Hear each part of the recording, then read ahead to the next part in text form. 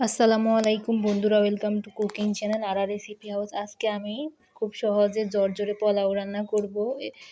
পানির পরিমাণ A to Z সব কিছু এই ভিডিওটা দেখতে পারবেন। একবারে ঝরঝরে হবে, নতুনদের জন্য খুব সহজ টিপস দেখিয়ে দেব। তো এখানে পরিমাণ মতো তেল দিয়ে দিলাম, এখানে পেঁয়াজ কুচি দিয়ে দিলাম। এগুলো আমি পোলাওতে অ্যাড করার জন্য বেরেস্তা করে নেব। এই তো নেড়ে চেড়ে এগুলো উঠিয়ে নেব। এগুলো হচ্ছে বেরেস্তার জন্যে। ওই তেলেই পোলাওর জন্যে পরিমাণ মতো পেঁয়াজ কুচি দিয়ে দিলাম। এই তো একটু নেড়ে চেড়ে ভেজে নেব, বেশি লাল করা যাবে না, হয় পোলাওর কালারটা সাদা থাকবে না।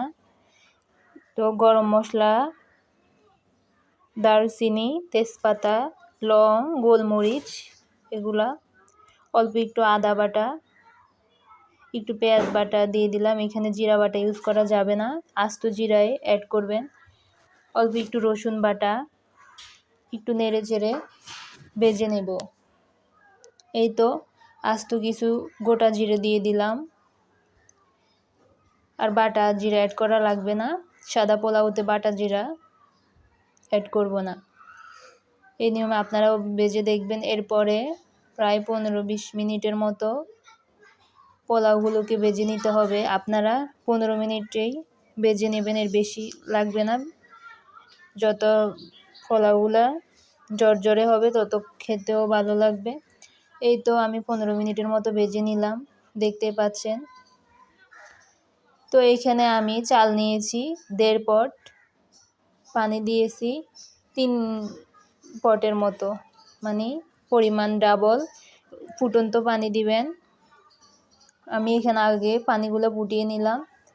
এই তো উপর দিয়ে কয়েকটা আস্ত কাঁচামরিচ দিয়ে দিলাম, আলু বোখরা একসাথে দিয়ে দিবেন, পরে আবার এটা সেদ্ধ হবে না কাঁচামরিচ। এটাই সহজ টিপস যে চালের পরিমাণ 1 পট হলে পানি দিতে হবে 2 পট, চাল যদি হয় 4 পট পানি দিতে হবে 8 পট, এরকম। এই তো গুঁড়ো দুধ দিয়ে দিলাম, আপনারা চাইলে লিকুইড দুধ দিতে পারেন, তবে এইখানে লিকুইড দুধ দিলে পানি 3 মগ লাগবে না, পানির অর্ধেক দিতে হবে। তো একটু নেড়ে চেড়ে নেব, নেড়ে চেড়ে এটাকে ঢেকে দেব। 20 মিনিটের মতো ঢেকে রাখছি। এরপরে ফিরে আসছি, দেখতে পাচ্ছেন আমার পোলাওগুলো কিভাবে ঝরঝর হয়ে উঠতেছে, পানি একবারে শুকিয়ে গেছে। তো এ পর্যায়ে আমি একটু ভুল করে ফেলছি, আমি লবণ দেই নাই, এখন লবণটা দিয়ে দিব।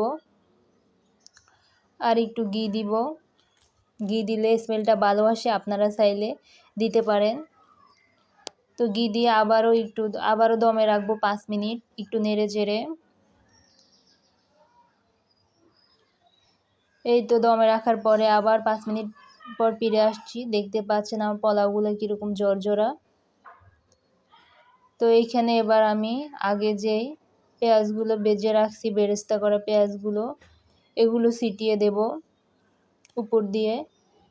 দেখতে পাচ্ছেন কত সুন্দর আসছে। এটা আমার পোলাওর ফাইনাল লুক, ঝরঝরে আসছে। পানির পরিমাণটা ঠিক রাখতে হবে, এভাবে রান্না করে দেখবেন। আল্লাহ।